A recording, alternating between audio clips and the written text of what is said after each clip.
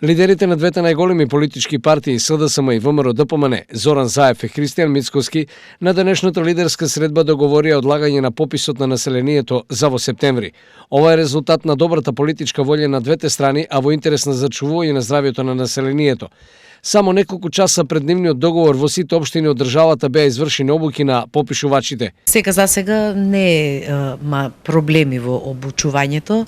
Обуката ја држат државните инструктори со помош на реонските инструктори кои беа по претходните 3 дена обучувани од страна на државните инструктори.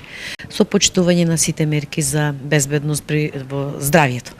До сега немаме од нив пријавено дека имат некои проблеми, немаме откажано односно попишувачи.